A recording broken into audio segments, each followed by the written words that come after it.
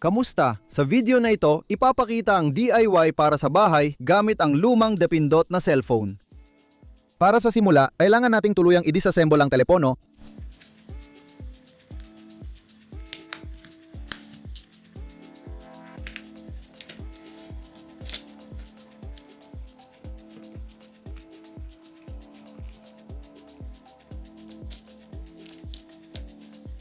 Susunod, maghinang ng dalawang kawad sa contact ng kahit anong pindutan.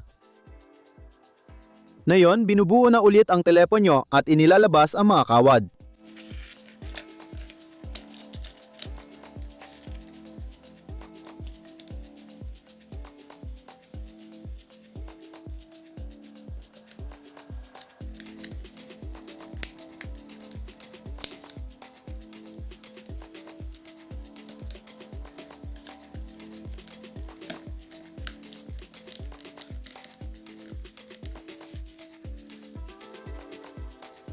Kapag pinagdugtong ang mga kawad, dapat gumana ang pindutang 5. Kailangan mong itakda ang numero para sa mabilisang dial ng pindutang ito.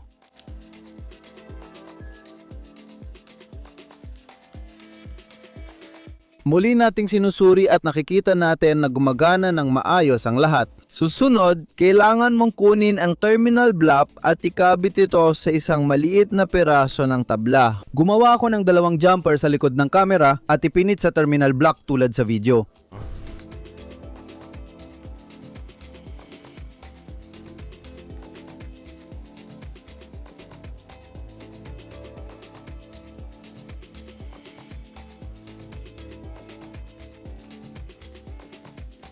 Idikit ang double-sided tape at gamitin ito para ikabit ang telepono sa tabla.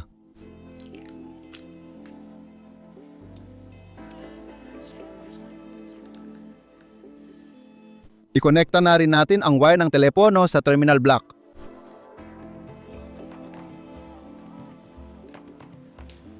Sa likod na bahagi ng terminal block, kailangan nating ikabit ang 4 na piraso ng wire.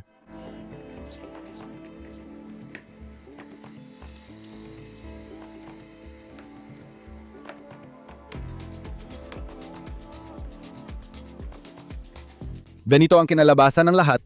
Ngayon, sa unang wire, inilagay natin ang double-sided na tekstulita.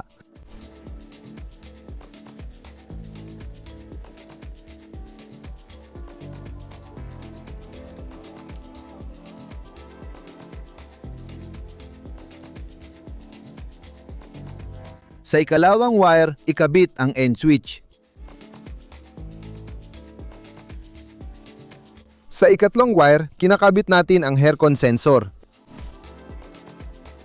At sa ikaapat, kailangan nating ihinang ang tilt sensor. Tapos na ang paggawa, kaya panoorin nyo kung paano ito gumagana. Kapag nabasa ng tubig ang unang sensor, agad tatawag ang telepono sa numero na itinakda mo. Sa ganitong paraan, maiiwasan mo ang pagbaha sa bahay bakasyunan.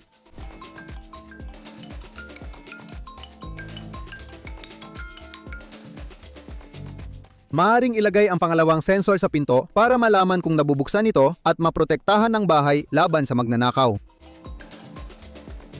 Dapat ikabit ang aircon sensor sa frame ng bintana.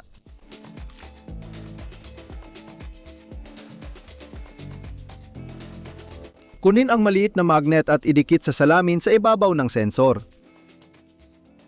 Kapag nabasag ang bintana, malalaglag ang magnet, gagana ang aircon sensor at tatawag ang telepono sa itinakdang numero.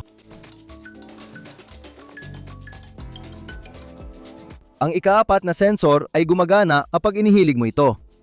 Kunin natin ang lalagyan ng kinder at ilalagay natin doon ang sensor. Tapos para maging selyado, bubuhusan natin ng hot glue ang lahat.